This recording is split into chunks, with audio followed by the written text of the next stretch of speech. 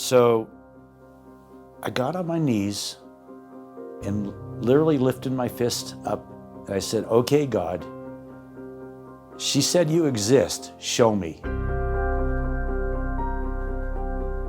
I've spent most of my adult life working in photography and motion picture media, and I've been on the other side of the camera all the time. Now I'm on this side of the camera. Not quite as comfortable as the other side. I grew up in a family of 2 brothers and 2 sisters and strong Catholic background. I was altar boy of the year in grade school. After grade school, I went to the seminary to study to be a priest. But that didn't last too long. Then the only choice I had was to go to a Catholic boys prep school. But what happened after that was college. And when college came along, that was during the Vietnam War era, and that was the turbulent 60s and 70s. I became a dyed-in-the-wool, card-carrying hippie. But that led to, through a lot of events, it led to dumping my Catholic faith, my Catholic religion, and then I became atheistic in my thinking. And, you know, God did not exist as far as I was concerned, and nobody could prove it to me. So after college and living my life, as Psalm 1:4 talks about, rolling like a tumbleweed from parts of my life to, you know, where am I going next? And I met a woman here who was stationed at Lowry Air Force Base, and we got married. We rushed into a marriage. She got transferred to MacDill Air Force Base in Tampa. And soon as she got onto that job, I was out of the picture. And this marriage ended in a divorce. And life wasn't too happy there at that point. But I was working at a portrait studio in Tampa, and one of my coworkers came up and started asking me if I believed in God. And I go, no, that's over in my life. And she started offering suggestions to prove that God exists, but it didn't work. She didn't prove it to me. I told her, it doesn't work for me, I'm moving on. And that's how my life went for quite a while. I ended up partying like most of the nights, and alcohol and drugs and all that. And is that it? Is that all there is?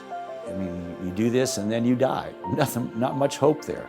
But I remember waking up in the middle of the night one night and feeling miserable about this kind of life.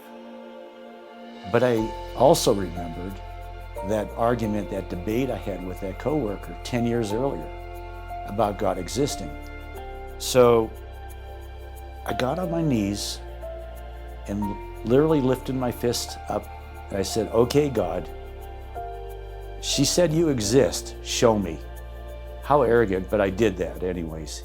About a week later, some trusted friends had arranged a blind date for me, but gave me this warning. She's one of those born-again Christians. And I thought, well, I'm game. At this point in my life, I'm game for anything. And this woman and I hit it off really well. In her conversation, she said, you know, I go to church and I'd like you to go with me sometime. And I thought, yeah, okay, I'll do that.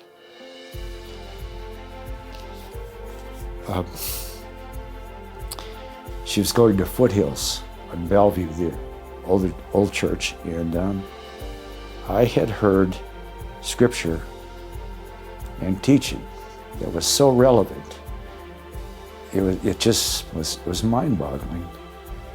And I started going back with her all the time, and eventually confessed my sins and gave my life to the Lord. Not too long later, about 6 months later, we were married at Foothills. That's just an incredible answer to my fist in the air. That God, in His patience, He gave me those 10 years to finally respond to that seed that was planted in me by that woman. I'm sharing this testimony because I wanted to encourage people out there who have planted seeds or are planting seeds, that it can take a long time, but these seeds can come to fruition. And God is patient, and God just has so much mercy, and He answers prayers. I'm here to tell you that If God can take a seed that was planted 10 years earlier and change my life, He can definitely change anybody's life.